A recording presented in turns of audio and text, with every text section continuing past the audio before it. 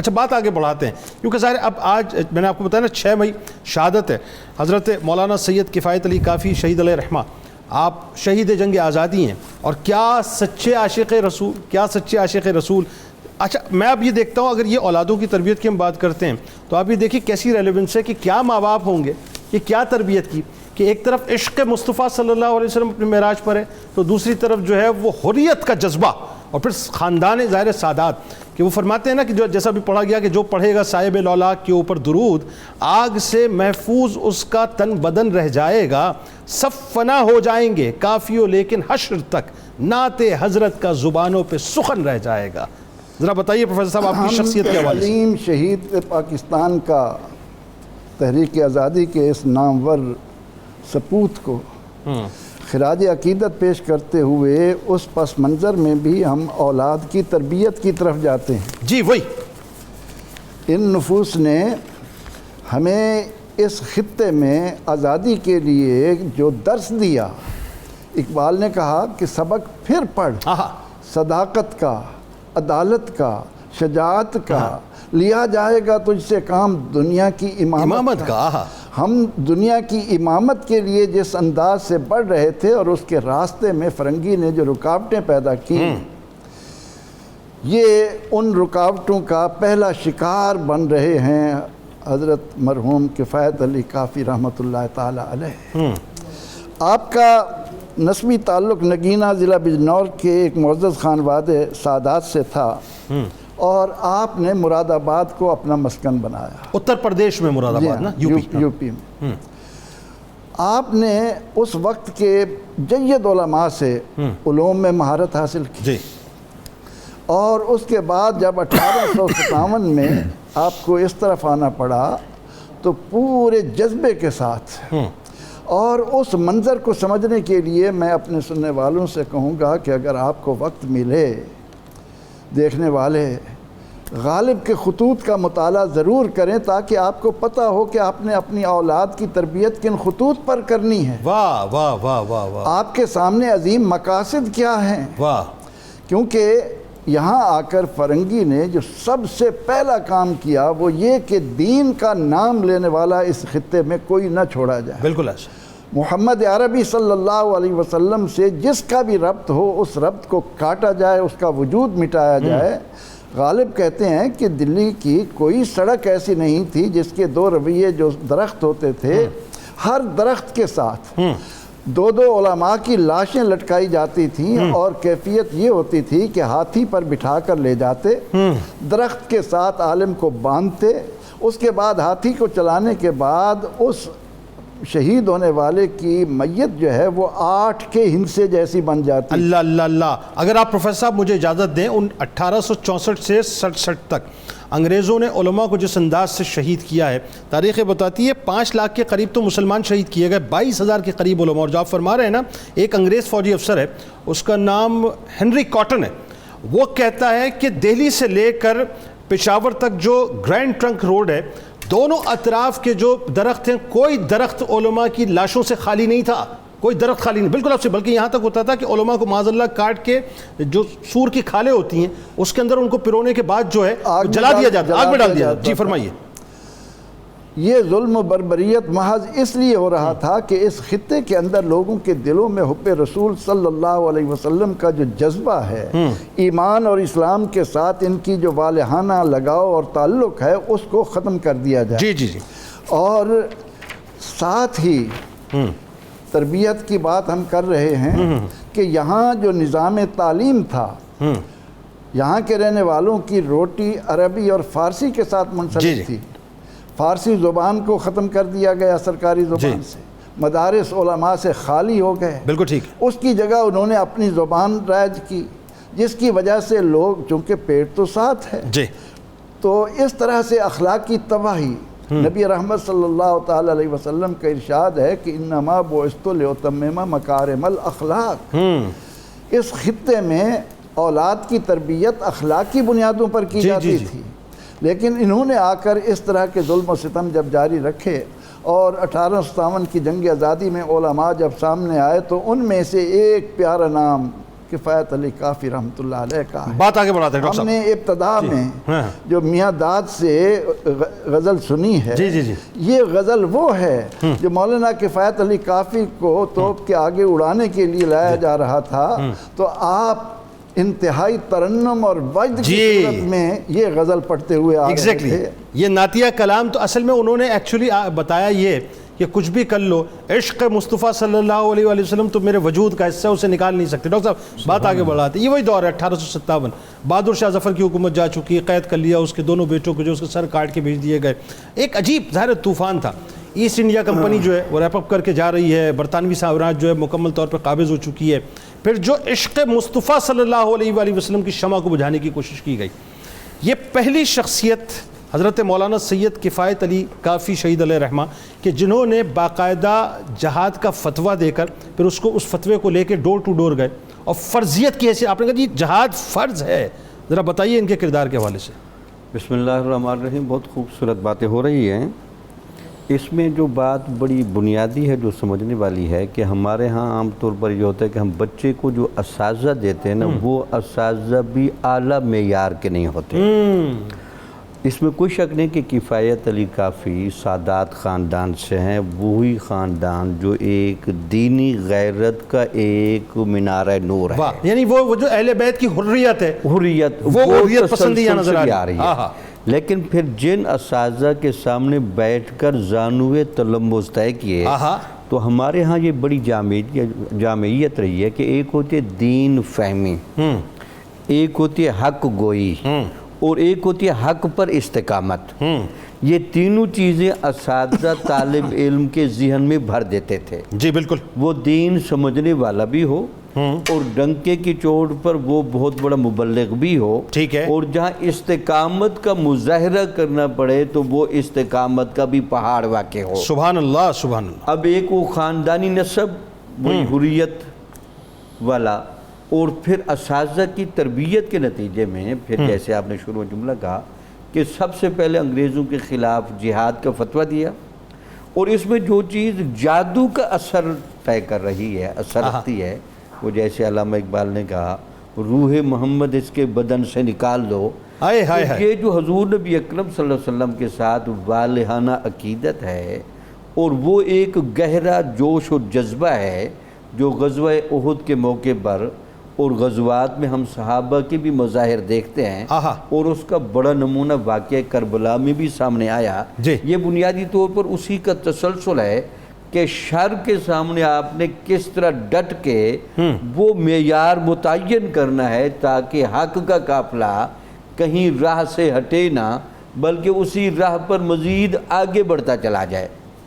اب ان کا جو ایک نعت کا اور یہ جو پہلو تھا جس میں آپ دیکھیں کہ ان کے اندر وہ نعت میں کتنی رنگ ہے اور عشق کا کیا سما ہے، تو ہمارے ہاں برے صغیر کے اندر اعلیٰ حضرت امام احمد رضا خان کو دینی غیرت اور عشق رسول کے غیرت کے پہلو میں بڑا نمایاں نام دیا جاتا ہے۔ سبحان اللہ۔ وہ جب مولانا کافی کا تذکرہ کرتے ہیں، میں ان کے اشعار پڑھوں، وہ کس انداز سے بیان سبحان کرتے اللہ ہیں کہ یہ کافی جیسا بزرگ کیسا تھا۔ آپ کہتے ہیں جی پرواز میں جب مدحت شاہ میں آؤں، پرواز میں جب مدحت شاہ میں آؤں، یعنی جب میں حضور نبی اکرم صلی اللہ علیہ وسلم کی مدحت کرنے کی طرف میں مائل ہوں، تا عرش پر فکر رسا سے جاؤں، تو پھر تو ہماری پرواز ہے وہ تو پھر لا مکان کی حدود میں جاتی ہے۔ سبحان اللہ۔ کیونکہ حضور نبی اکرم صلی اللہ علیہ وسلم نے جو لا مکان میں جا کر اللہ تعالیٰ کے ساتھ وہ خلوت خاص میں گئے، اس کا بھی ہم تذکرہ کرتے ہیں۔ مضمون کی بندش تو میسر ہے رضا، کافی کا درد دل کہاں سے لاؤں۔ اللہ اللہ، یعنی میں مضمون تو باندھ سکتا ہوں، الفاظ بھی ہاتھ باندھ کر کھڑے ہیں، تراکیب کا اور فساد و بلاغت کے ہم جامع ہیں، لیکن کافی کا درد و سوز اور ہجر و فراق اور کافی کی غیرت عشقیہ میں کہاں سے لاؤں۔ بلکہ کمال بات یہ اعلیٰ حضرت امام احمد رضا خان علیہ رحمۃ الرحمن شہید حریت حضرت مولانا کافی علیہ رحمہ کی نعتیہ شاعری سے اس قدر متاثر تھے ڈاکٹر صاحب کہ انہیں سلطان نعت گویا اور اپنے آپ کو اس کو وزیر اعظم کہتے تھے. بلکہ ایک جگہ آپ نے فرمایا نا کہ مہکا ہے میری بوئے دہن سے عالم, یا نغمہ شیریں نہیں تلخی سے بہم, کافی سلطان نعت گویا ہے رضا, انشاءاللہ میں وزیر اعظم. جی بتائیے ذرا کیا فرمائیں گے, آپ کی شہادت, آپ کی جد و جہد, آپ کی شاعری, کلام فرمائیے. جی بالکل جنید صاحب, سید کفایت علی کافی ان شخصیات میں سے ہیں جو سراپا حریت تھے. یعنی جو اسلامی قدریں ہیں, ایک آئیڈیل جو وہاں کا نظام تھا اس دور کا تعلیمی, اس سے نکلنے والی ایک مثالی شخصیت تھی. اب دیکھیں جب انگریز یہاں پہ آئے تو انہوں نے دیکھا کہ کیا سبب ہے کہ ہندو تو ہماری اطاعت فوراً قبول کر لیتے ہیں, مسلمان قبول نہیں کرتے, مسلمان ہمیں حکمران نہیں مانتے, یہ مزاحمت بھی کرتے ہیں اور اب ہماری باتوں کی مخالفت میں جدوجہد اور کوشش اور بغاوت کا ان کے اندر عنصر. اس کا سبب کیا ہے؟ تو ایک ڈپٹی کمشنر تھا جس کا نام تھا شیکسپیئر, اس نے ایک اسٹڈی کروائی کہ ذرا مسلمانوں کی سوسائٹی کا تجزیہ کر کے بتائیں کہ ان کے اندر کون سی غیر معمولی بات ہے. جو فائنل رپورٹ آئی, رپورٹ یہ تھی, پہلی بات تو یہ ہے کوئی مسلمان ان پڑھ نہیں ہے, سارے مسلمان پڑھے لکھے, ان کے اندر لٹریسی ریٹ 100% ہے. اور دوسری بات, جو نصاب یہ پڑھتے ہیں, یہ نصاب پڑھنے والا آدمی کبھی غلام نہیں رہ سکتا. واہ واہ واہ واہ, کیا اچھی بات ہے. اب اس کا حل کیا ہے؟ حل یہ ہے جو لارڈ میکالے نے دیا پھر. اور آپ جانتے ہیں کہ لارڈ میکالے نے پورا سسٹم جو ہے ہاؤس آف کامنز میں پیش کیا, بالکل ٹھیک, کہ تعلیمی نظام ہی کو بدل دو, بدل دو, اس کے میڈیم کو بدل دو, عشق کی شدت اور حدت کو نکال دو اس میں, تاکہ یہ لوگ جب پڑھ کے نکلیں ہندوستانی ہوں لیکن سوچیں وہ جو ہم چاہتے ہیں. اور پھر ایسا ہی ہوا. یعنی بظاہر جو ہیں یہ ہندوستانی نظر آئیں لیکن اندر سے گورے ہو چکے ہوں. اب جو سید کفایت علی کافی تھے, یہ ان شخصیات میں سے تھے جو اس سسٹم کا پروڈکٹ تھے. ان کے اندر حمیت تھی, غیرت تھی, حب وطن تھی, آزادی اور کا ایک جذبہ تھا, غلامی سے نفرت تھی. جب انگریز کے خلاف یہ سارا معاملہ شروع ہوا, جیسے ابھی آپ نے بیان بھی کر دیا, تو کفایت علی کافی اور مفتی عنایت کاکوروی یہ پہلے لوگ تھے جنہوں نے جہاد کا فتویٰ دیا. صرف فتویٰ نہیں دیا, پورے لوگوں کو موبیلائز کیا, اور جنرل بخت خان کے ساتھ باقاعدہ مل کے اس کے کمانڈر کے طور پہ جنگ کی, باقاعدہ انگریزوں کے خلاف جہاد کیا. حتیٰ کہ مراد آباد اور اس کے قریبی علاقے پہ ان کو کنٹرول حاصل ہو گیا.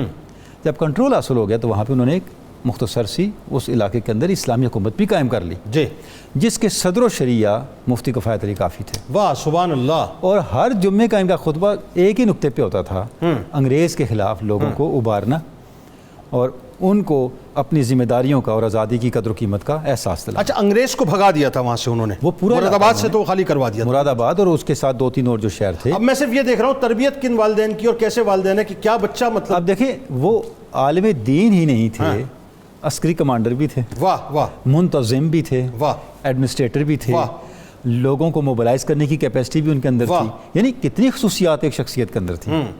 اچھا, اب یہ کچھ وقت تک تو یہ چلا, لیکن آپ جانتے ہیں کہ وہ ایسا فتنے کا زمانہ تھا کہ کوئی پتہ نہیں چلتا تھا دوست کون ہے اور دشمن کون ہے. جی, تو اب انگریز نے جب دوبارہ تیاری کے ساتھ حملہ کیا تو ظاہر ہے پھر وہ حکومت نہ رہی, اور سید کفایت علی کافی ایک شخص کی مخبری پہ گرفتار ہو گئے, چونکہ انگریز نے انسینٹیو یہ دیا تھا. فخر الدین کلال نام تھا, کلال کے, جس کو یہ اچھا اس زمانے میں ڈاکٹر صاحب اگر میں غلط ہوں مجھے کریکٹ کیجیے گا, انسینٹیو یہ تھا کہ جائیدادوں کی لالچ دے کے جو ہے وہ جو مجاہد گرفتار ہو تو خبر دینے والا اس مجاہد کی ساری جائیداد کا مالک بن جائے. ہاں ایگزیکٹلی, جائیداد اس کو دے دی جائے گی. یہ ضابطہ انگریز نے ڈکلیئر کر دیا. تو اس کے لیے لوگ جو جتنے غدار لوگ تھے, کمزور ایمان والے لوگ تھے, ان کے لیے ایک انسینٹیو تھا.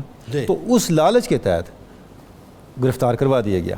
جب آپ کو گرفتار کروایا گیا پھر آپ پر اتنا تشدد ہوا, ایک ہی مطالبہ تھا کہ آپ یہ فتویٰ واپس لے لیں.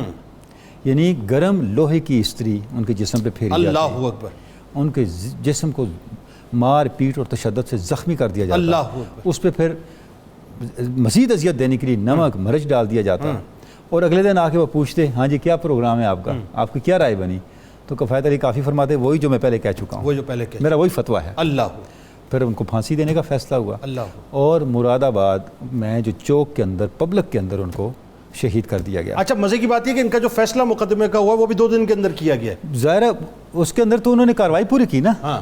کیس ہی یہی تھا کہ انہوں نے جناب ایک قانونی حکومت کے خلاف بغاوت کی ہے, لہذا ان کو پھانسی دی جاتی ہے. تو کوئی جس طرح ایک طریقہ کار ہوتا ہے، انصاف کے تقاضے کیا پورے کرنے تھے، بالکل ٹھیک ہے، وہ تو ظاہر ہے اپنا ایک پروسیجر پورا کر کے بالکل ٹھیک، ہر وہ شخصیت جو ان کے اقتدار کے راستے میں رکاوٹ تھی وہ اس شخصیت کو ختم کرنا چاہ رہے ہیں۔ اچھا یہاں پہ ذرا پروفیسر صاحب یہ بتائیے، پھر میں شاعری پہ بھی آتا ہوں، اس پہ ذرا کلام کرتے یہ بہت ضروری ہے کہ یہ بتائیے کہ جس وقت آپ کی شہادت ہوئی ہے وہ منظر کیسا، جیسے ابھی جو ظاہر کلام بھی پڑھا گیا، یعنی اس منظر میں بھی سوائے عشق مصطفیٰ کی دوسری کوئی بات ہی نظر نہیں آتی صلی اللہ علیہ وسلم۔ جو شخص اپنا تعلق سرور دو جہاں صلی اللہ علیہ وسلم سے جوڑ لیتا ہے، ہم مسلمان کیوں ہیں؟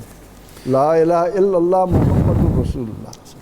جس طرح صحابہ کرام رضوان اللہ علیہ مجمعین نبی رحمت صلی اللہ علیہ وسلم کے حکم پر جان آفریں کے سپرد کرتے تھے، تو ان کی زبان پر نعرہ یہ ہوتا تھا فزت برب کعبہ، اللہ، رب کعبہ کی قسم میں مراد پا گیا، مجھے کامیابی مل گئی۔ اللہ۔ تو اسی طرح اس خطے میں صوفیاء کرام نے آ کر جس طرح دین کی محبت لوگوں کے دلوں میں پیدا کی، علماء نے اتنے مدارس قائم کیے کہ ایک ایک ضلع میں ہزاروں کی تعداد میں ہمارے مدارس تھے۔ اللہ، عربی اور فارسی پڑھنے والے ہی ملک کے تمام عہدوں پر فائز تھے، ملک ترقی کی راہ پر چل رہا تھا۔ لیکن جب فرنگی نے آ کر یہاں پر اپنے ڈورے ڈالے اور اس کو اس کے ہم نوا ملتے چلے گئے، ہندو کی ذہنیت تمام لوگوں پر واضح ہے، تجربہ ہے کہ وہ ہر تہذیب کے ساتھ اپنے آپ کو اس میں شامل کر لیتا ہے، کیونکہ اس کی زندگی کا مقصد بتوں کی پوجا اور زندگی کی لذتیں حاصل کرنا ہے۔ جبکہ مسلمانوں نے اس خطے میں لوگوں کے اندر نبی رحمت صلی اللہ تعالی علیہ وسلم کی محبت کا جو ایک ذوق اور ایک ولولہ پیدا کیا، اب اس کو ختم کیے بغیر فرنگی یہاں کامیاب نہیں ہو سکتا تھا۔ اس لیے اس نے، غالب کہتا ہے کہ جس کے متعلق بھی اس کو معلوم ہوتا کہ اس کا دین سے تعلق ہے، اس کو وہ کوئی نہ کوئی الزام لگا کر، یعنی آپ حیران ہوں گے کہ یہاں لاہور میں محمد حسین آزاد کربلا میں جو یہ لیٹے ہوئے ہیں، جی، ان پر الزام کیا لگا کہ انہوں نے قرآن چوری کیا ہے، ہاں، اس الزام میں ان کی جان لے لی۔ اللہ اکبر۔ تو اس طرح سے یہ جو حضور علیہ السلام سے محبت کرنے والے، عشق کرنے والے لوگ تھے، ان کو وہ کیسے گوارا کر سکتے تھے؟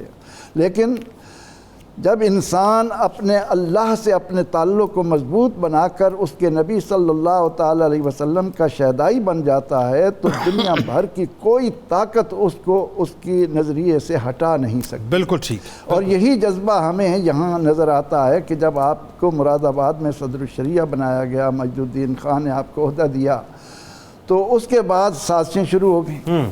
پھر جب ان کو قابو میں لانے کے لیے جس طرح کہ ہم نے ذکر کیا اور یہ ان کے قابو میں آ گئے، تو پھر فیصلہ بھی زیادہ دیر نہیں، اور یہ روش ہمیں سمجھنا ہوگی کہ ہم اپنے طور طریقوں کے ساتھ ملک کو مستحکم کر رہے ہیں، ہم اس اپنے انداز کی طرف لوٹ رہے ہیں جو پاکستان بنانے کا تھا، یا ہم ان کو فراموش کر کے اس میں گفتگو کرتے ہیں پروفیسر صاحب۔ ہمیں ہیڈ لائن نیوز کی طرف جانا ہے، اور بات وہی ہے ناظرین کہ یہ جو دو شخصیات ہیں، ایکچولی یہ جو آج اتفاق سے کوئنسیڈنس ہو گیا کہ آپ دونوں شخصیات کا دن بھی آ گیا، اولادوں کی تربیت کے حوالے سے ہم بات کر رہے ہیں۔ آپ یہ دیکھیں کیا خانوادیں اور کیا تربیتیں ہیں۔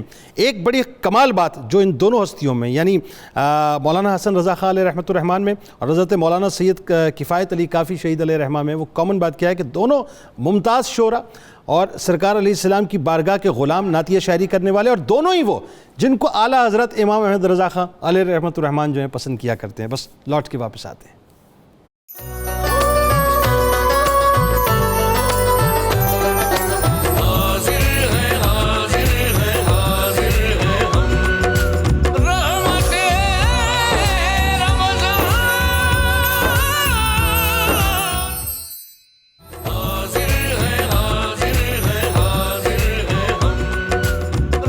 ایک بار پھر ناظرین میں آپ کو خوش آمدید کہتا ہوں۔ آج 23ویں شب ہے، دوسری طاق رات ہے، ممکنہ شب قدر ہے۔ قرآن و سنت کی روشنی میں اولاد کی تربیت کے حوالے سے صاحب بات ہو رہی ہے آج۔ اللہ کرے کہ اولادیں سمجھ جائیں کہ ہمیں زندگی گزارنی کیسے ہے، کیونکہ اس دنیا تو ختم ہو جائے گی، لیکن اصل تیاری تو آخرت کی ہے نا، اور ماں باپ کو یہ سمجھ آ جائے کہ ہمیں ان کی تربیت کرنی کیسے۔ لیکن کمال بات یہ ناظرین کہ آج جو ممتاز ہستیوں کے دن آ گئے، یہ ایسی ہستیاں ہیں کہ بس قربان جائیں ان کے والدین پر کہ انہوں نے کیا خوب تربیت کی ہے کہ دنیا جو ہے، رہتی دنیا تک ان کے تذکارے پاک ہوتے رہیں گے۔ حضرت مولانا سید کفایت علی کافی شہید علیہ رحمہ جو کہ شہید ہیں جنگ آزادی کے، اور دوسری شخصیت مولانا حسن رضا خان علیہ رحمۃ الرحمان، شہنشاہ سخن، استاذ زمن. ڈاکٹر صاحب ذرا یہ بتائیے کہ کافی علیہ رحمہ شہید جو ہیں وہ آپ کا علمی مقام بھی کسی سے کم نہیں تھا، ذرا اس حوالے سے لوگوں کو بتائیے. دو محاذ بڑے چل رہے تھے. ایک تو ظاہری طور پر انگریزوں کی حکومت آ گئی تھی تو آپ کو بہت جہاد عملی طور پر کرنا پڑا. دوسرا یہ تھا کہ ہمارے علمی اور ثقافتی اور مذہبی رنگ میں سرکار دو عالم صلی اللہ علیہ وسلم کے ساتھ جو والہانہ محبت ہے اس کو بڑے ٹیکنیکل طریقے سے گول کیا جانے لگا کہ اس کو ہم پھسلا دیں اللہ، اور اس پر توحید کا پردہ چڑھایا گیا. لگتا ہے کہ یہ دورانی میں جو ہمارے علماء اہل سنت صحیح رہے ہیں ان کو یہ محاذ مقام رسالت مآب پر بھی بڑا گہرا پہرا دینا پڑا ہے. اللہ اللہ. اور اس میں حضرت کافی صاحب کا علمی کمال دیکھیں، تبحر علمی کی اور شاعرانہ صلاحیتوں کی اور نظم و نثر کی مہارت کی تمام خوبیاں موجود ہیں. لیکن آپ نے اپنا سارا جو وقت ہے تصانیف میں وہ عشق رسالت مآب پر ایسا وقف کیا ہے کہ آپ کے 8 کی 8 کتابیں ہی اسی موضوع پر ہیں. اللہ اکبر. اچھا یہ بالکل ایسا ڈاکٹر صاحب اس میں مجھے جملہ ادا کرنے دیجیے آپ کی اجازت سے کہ یہ بالکل وہ جو یوں کہیے کہ برمحل اور برموقع کہ وہی جو میں نے عرض کیا کہ عشق مصطفیٰ صلی اللہ علیہ وسلم کی شمع کو جو ہے بجھانے کی کوشش کی گئی. وہاں پر اعلیٰ حضرت کام کر رہے تھے، یہاں پر مولانا حسن رضا خان صاحب علیہ رحمۃ الرحمان کام کر رہے تھے، یہاں حضرت کافی علیہ رحمہ کام کر رہے تھے. یعنی سارے غلام اور عشاق جو ہیں وہ کھڑے ہو گئے تھے سامراج کے خلاف. ایسا ہی تھا؟ بالکل ٹھیک. پہلی آپ نے کتاب لکھی بہار خلد، اور یہ شمائل ترمذی کا ترجمہ ہے. حضور نبی اکرم صلی اللہ علیہ وسلم کے حلیہ مبارک کے ساتھ جو ایک مسلمان کی وابستگی ہونی چاہیے کہ آپ کا جسم کا بے مثل ہونا، پھر حسن و جمال کا پیکر ہونا. سبحان اللہ. یہ امام ترمذی نے کتاب لکھی تو آپ نے اس کا باقاعدہ منظوم ترجمہ کیا. سبحان اللہ. تاکہ جو ادب کی چاشنی رکھنے والے لوگ ہیں وہ ادب کی چاشنی بھی لیں اور حلیہ جمال الہی کو بھی چیک کریں. سبحان اللہ. اللہ کے جمال کا جو ایک انسانی حلیہ ہے، ان کے نقش و نین کیسے تھے، اٹھنا بیٹھنا کیسا تھا، شکل مبارک کیسی تھی. دوسری آپ نے کتاب لکھی خیابان فردوس.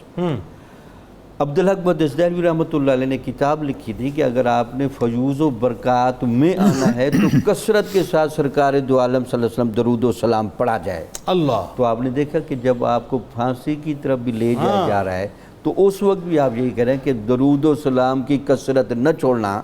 جو پڑھے گا صاحب لولا کے اوپر درود آگ سے محفوظ اس کا تن بدن رہ جائے گا. خیابان فردوس میں اس کو آپ نے لیا. تیسری پھر آپ نے بڑی مشہور کتاب لکھی نسیم جنت.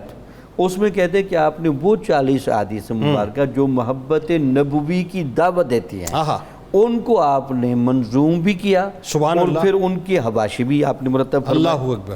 اس کے بعد اگلی کتاب آپ نے لکھی سرکار دو عالم صلی اللہ علیہ وسلم کی ولادت کے ساتھ اور اس ولادت کے موقع پر ہونے والے عجائبات کا تذکرہ کرنا بھی ہمارے علماء کے نزدیک عشقی رسالت مآب کا بہت بڑا ذریعہ تھا. سبحان اللہ. اس پر آپ نے باقاعدہ کتابیں لکھی. سبحان اللہ. مولد کے حوالے سے مولد شریف.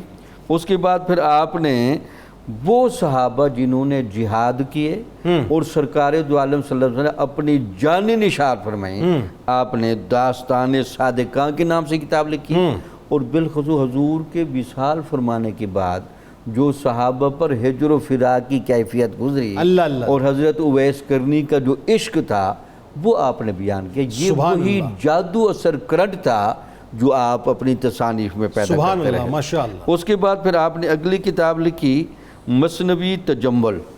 اس کا موضوع یہ تھا کہ جب سرکار دو عالم صلی اللہ علیہ وسلم کے روضہ مبارک اور کعبۃ اللہ کے انوار دیکھنے کے بعد حاجی واپس آتے ہیں تو اس کو کیسے محفوظ رکھا جائے اور ان کیفیتوں کو پوری زندگی اپنے ساتھ کیسے رکھا جائے اور ہر وقت حضور کا روضہ مبارک خیالات اور آنکھوں کے سامنے رہے. اس پر آپ یہ میرا خیال ہے 1841 میں آپ نے جو ہے وہ میرا خیال ہے حج کیا ہے، شاید 1841 کا سن بنتا ہے شاید جب آپ گئے تھے. بالکل ٹھیک. اور وہ جو کیفیات ہیں وہ اس کے اندر آپ کو شاید نظر آتی ہیں. بالکل ٹھیک. قصہ 20 اصحاب، 20 اصحاب کرام کا آپ نے قصہ لکھا ہے جن کو رومی لشکر کے قید کر لیا تھا اور انہوں نے ان صحابہ کو اتنی تکالیف دی کہ تبدیلی مذہب پر مجبور کیا، اللہ اکبر۔ لیکن سب نے جام شہادت تو نوش فرما لیا، لیکن تبدیلی مذہب نہ کی۔ یہ آپ کی حریت اور آزادی سے بھی مطابقت رکھتی ہے، سبحان اللہ۔ اور صحابہ کا اور اہل بیت کا وہ اسوہ بھی سامنے رکھا کہ دین پر چلنا ہے تو اس ڈھب پر چلنا ہے۔ اللہ اکبر۔ اس کے بعد پھر آپ نے آخری کتاب لکھی دیوان کافی، جس میں آپ نے عشق اور وجد کی تمام کیفیتیں جمع کی۔ سبحان اللہ۔ آئیے جی ڈاکٹر صاحب آپ کی طرف آتے ہیں کہ یا الہی حشر میں خیر الورا کا ساتھ ہو۔ سبحان کیا خوبصورت بات فرماتے ہیں، یا الہی حشر میں خیر الورا کا ساتھ ہو، رحمت عالم محمد مصطفیٰ کا ساتھ ہو۔ یا الہی ہے یہی دن رات میری التجا، روز محشر شاف روز جزا کا ساتھ ہو۔ بعد مرنے کے بھی کافی کی ہے یا رب یہ دعا، دفتر اشعار نعت مصطفیٰ کا ساتھ ہو۔ آپ کا جو شاعرانہ ذوق، خاص طور پہ جو عشق مصطفیٰ صلی اللہ علیہ وسلم کی حلاوت آپ کے قلم میں تھی، ذرا بتائیے۔ جب ہم آپ کے دیوان کافی کو دیکھتے ہیں تو ایک آپ کی شخصیت کا وہ پہلو ہمارے سامنے آتا ہے جس میں ایمان، عقیدہ، علم، فن سب درجہ کمال پہ پہنچا ہوا ہے۔ اور اس پر آپ دیکھیں اس کو جو اللہ رب العزت نے قبول عام دیا، یعنی آج تک بہت سے ایسے اشعار ہیں حضرت کافی کے جو خلق خدا کی زبانوں پہ ہیں، اللہ لیکن لوگوں کو نہیں پتہ یہ کس کے اشعار ہیں، لوگ پڑھ رہے ہیں۔ اچھا، پھر آپ کی جو نعت گوئی ہے جنید صاحب، اس کے اثرات آگے چلے۔ بعد کے نعت گو شعراء نے آپ کے بتائے ہوئے، آپ کے بیان کیے ہوئے مضامین اور آپ کے اختیار کیے ہوئے اسلوب کو اختیار بھی کیا۔ اللہ۔ مثلا میں کچھ اشعار آپ کے سامنے پڑھتا ہوں۔ آپ فرماتے ہیں کہ تدبیر عقیلان جہاں فعل عبث ہے، کوئی خط تقدیر مٹایا نہیں کرتا، بے تیرے عنایات کی او موت یہ مطلق، مطلب کو میرے کوئی بھی پورا نہیں کرتا۔ آپ فرماتے ہیں کہ یہ جو خط تقدیر ہے یا رسول اللہ، اس کو مٹانے کے لیے اگر عقل کی کوئی تدبیر اختیار کی جائے تو وہ مؤثر نہیں ہے۔